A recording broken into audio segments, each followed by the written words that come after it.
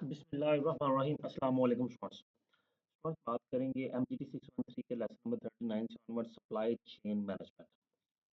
ये नाम थोड़ा सा हमें बता रहा है कि जो रॉ मटेरियल की से लेकर फिनिश गुड्स और फिनिश गुड्स से लेकर एंड कस्टमर तक जी पहुंचने तक जो पूरा सप्लाई चेन होता है, किस तरह सप्लाई जाएगी, उसकी चेन किस तरह होती है, किस तरह तरतीब होती है, ये सारी सप्लाई चेन कहलाती है। Need of supply chain management improve operations, increase level of outsourcing, increase transportation cost, comparative pressure। अभी देखें ये सारी बातें वही हैं जो मैंने अभी एक लाइन में आपको क्लियर की हैं कि हम अपने ऑपरेशंस को इम्प्रूव करते हैं, ट्रांसपोर्ट कॉस्ट को इंक्रीज करते हैं, कंपैरेटिव प्रेशर बेहतर करते हैं, कंपैरेटिव प्रेशर को थोड़ा रिलीज करने की कोशिश करते हैं, ग्लोबलाइजेशन इससे इंक्रीज होती है, increase importance of e commerce. अब देखें ई कॉमर्स भी तो यही है कि चीज़ें बनाई जाती हैं और फिर इलेक्ट्रॉनिकली ऑनलाइन सेलिंग की जाती है और फिर कंज्यूमर तक पहुंचाई जाती हैं। फिर मैनेज इन्वेंट्रीज है। बेनिफिट ऑफ सप्लाई चेन में आता है लोअर इन्वेंट्रीज, हमें इन्वेंट्री ज़्यादा नहीं रखनी पड़ती, ऑर्डर आया बनाई दे दी। फिर हायर प्रोडक्टिविटी, प्रोडक्टिविटी इसमें हाई हो जाती है, greater agility, lead time short हो जाता है, प्रॉफिट्स इंक्रीज हो जाते हैं और कस्टमर की लॉयल्टी भी हमारे से बेहतर हो जाती है। नेक्स्ट हमारे पास काम है जी लॉजिस्टिक्स। लॉजिस्टिक्स क्या है जी? The goal of logistic work is to manage the completion of project life cycle. Logistic work क्या होता है कि हम मैनेज करते हैं कि हमारा जो प्रोजेक्ट का लाइफ साइकिल है वो किस तरह से होगा, सप्लाई चेन क्या होगा, रिजल्टेंट एफिशिएंसीज क्या होंगी, ये सारा लॉजिस्टिक्स में हम डिस्कस करते हैं। Often logistics terms as art and science of managing and controlling the flow of good energy information at the sources like product service people from source of production to the market place. Production source से लेकर market place तक जो जो चीज़ें जिस जिस तरह जाएंगी, ये सारी चीज़ें लॉजिस्टिक्स कहलाती हैं और चेन ऑफ कमांड इसी का एक पार्ट समझ सकते हैं आप। Logistics is the time-related position of sources and is commonly seen as a branch of engineering which creates people system rather than machine systems. Important characteristics of logistics: movement within the facility, bar coding, incoming outgoing shipment। अब logistics की examples वो दे रहा है कि किस तरह कुछ चीज़ move होगी, बार कोड, ठीक है, distribution channels, just in time deliveries, order आने पर जो डिलीवरी की जाती है, ये सारी चीज़ें हमारी लॉजिस्टिक्स का हिस्सा होती हैं।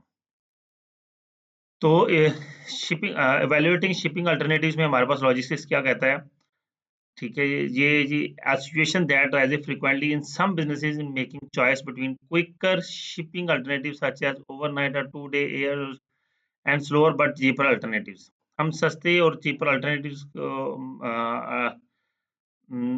अटेन करने की कोशिश करते हैं, ठीक है, और यही हमारा मेजर बेनिफिट होता है। अब देखिए ऑनलाइन आप कोई चीज़ ऑर्डर करते हैं तो अक्सर कहा था, आपको कहा जाता है ये 12 से 14 दिन में अब ये चीज़ आपके पास पहुँचेगी। हो सकता है आप गुजरांवाला में और चीज़ होर से आनी हो तो वो तो नेक्स्ट डे में भी आ सकती है। लेकिन होता क्या है, लॉजिस्टिक्स का मेन मतलब क्या होता है, अब ये हरगिज़ नहीं है कि वो स्पेशल आपके लिए अगले दिन प्रोडक्ट देने आ जाए, नहीं। उन्होंने अपने जो ट्रैवलिंग है लाहौर से गुजरांवाला ट्रैवलिंग जो गाड़ी उनकी आनी है, उस गाड़ी के लिए जितना भी पार्सल है, जितने पार्सल ऑर्डर होने हैं, वो सब पार्सल्स का वो वेट करेंगे। जब वो कंप्लीट होंगे, गाड़ी फिल अप होगी, फिर गाड़ी आएगी ताकि जो ट्रांसपोर्टेशन कॉस्ट है वो सब पर डिवाइड हो जाए और फिर कॉस्ट जो है वो लो से लो हो। लॉजिस्टिक एग्जांपल लेते हैं। Determine the shipping alternative for the Karachi based Montessori toy manufacturer। 1 day or 5 day is best when the holding cost of item is 1 lakh per year and 1 day shipping cost is 1500 and 3 day shipping cost is 600 500। Solution जी, holding period 1 lakh है, 1 साल का, time saving 2 दिन, using 1 day alternative, holding cost for additional 2 days, तो 2 दिन की additional cost आ गई 548, the holding cost per day is 274। जी, अब हमारे पास होल्डिंग कॉस्ट पर डे की 274 आ गई, तो कॉस्ट सेविंग क्या है, अगर हम 1 डे शिपिंग करते हैं 1500 और उसमें अगर 3 डे शिपिंग हुई 600 माइनस करेंगे तो 900 हमारा इजाफी लग रहा है। But actual cost of saving is 900 is more than the holding cost of 548, use 3 day option. अब हमारी कॉस्ट सेविंग 900 है, लेकिन हम अगर 2 दिन होल्डिंग का कॉस्ट एक्स्ट्रा करते हैं तो 548 हमारी कॉस्ट आती है। इसका मतलब है कि हमें 2 दिन वेट कर लेना चाहिए। तो यही बात मैंने आपको पहले बताई पढ़ने से पहले कि ये लॉजिस्टिक्स कहलाता है। Distribution requirement planning. Distribution requirement planning is the system of inventory management and distribution planning extend to concept of MRP2। Distribution requirement planning क्या होती है कि हम इन्वेंटरी मैनेजमेंट और डिस्ट्रीब्यूशन प्लानिंग को कलेक्टिवली में ये मैनेज करते हैं। नेक्स्ट हमारे पास आ जाता है electronic data interchange. Electronic data interchange का फायदा क्या है? Following benefit advantages: increase productivity, reduction of paper work, lead time and inventory reduction. क्योंकि हम ऑनलाइन सारी हर चीज़ मैनेज कर रहे हैं तो हमें किसी पेपर वर्क की जरूरत नहीं है, कोई हमें क्या नाम उसका ऑर्डर आने का वेट करने की जरूरत नहीं है, ट्रैवलिंग की जरूरत नहीं है। इवन आप ऑर्डर प्लेस करते हैं तो जिस चीज़ के ताल्लुक से वो ऑर्डर है वो डायरेक्टली पहुंच जाता है। अब दराज पे ऑर्डर करते हैं हम, अब कुछ चीज़ ऑर्डर करते हैं तो दराज ऐसा बिल्कुल नहीं करता कि आपसे ऑर्डर रिसीव करता है, उस ऑर्डर को एनालिसिस करता है और फिर आगे आपके सप्लायर से रब्ता करता है, नहीं। वो सलैस आप जब ऑर्डर प्लेस करते हैं तो वो ऑर्डर डायरेक्टली सप्लायर को इंटीमेट करता है, जी आपकी इस प्रोडक्ट का ऑर्डर हो गया, ठीक है। और वो ultimately shift to the supplier हो जाता है। फिर सप्लायर उस प्रोडक्ट को दराज के सर्विस सेंटर पे पहुंचाता है, ठीक है, फैसिलिटी सेंटर पे। और जब फैसिलिटी सेंटर पे पहुंच जाती है उसके बाद दराज का काम होता है वो चीज़ आप तक पहुंचाना। Successfully chain supply chain, trust among trading partners. आप supply chain, successful supply chain क्या है कि ट्रेडिंग पार्टनर्स के दरमियान एक ट्रस्ट क्रिएट होता है, effective communication, supply chain visibility, ठीक है जी। खैर आगे चल देंगे। आगे हमारे पास आ गया सप्लाई चेन मैनेजमेंट कंटिन्यूड है, supply chain operation reference, reliability, one time on time delivery, order fulfilment, lead time. अब देखिए रिलायबिलिटी क्या है कि ऑन टाइम डिलीवरी हो जाती है, ऑर्डर फुलफिलमेंट होता है, और उसके बाद परफेक्ट ऑर्डर फुलफिलमेंट और ऑर्डर परफेक्टली फुलफिल होता है। फ्लेक्सिबिलिटी क्या है? Supply chain response time, upside production flexibility, agility to obtain a competitiveness. हम कंपेटिटिवनेस को करते हैं। अब इसमें आप उसकी लॉजिस्टिक की ऑप्शन ले लें जो मैंने आपको मिसाल दी थी, दिस कॉल्ड फ्लेक्सिबिलिटी। एक्सपेंसेस में आ जाए supply chain management cost, warranty cost as a percent of revenue, value added per employ.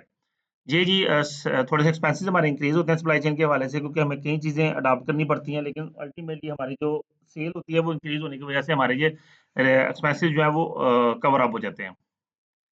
Next आता है CPFR। CPFR क्या होता है? Collaborative planning forecasting replenishment.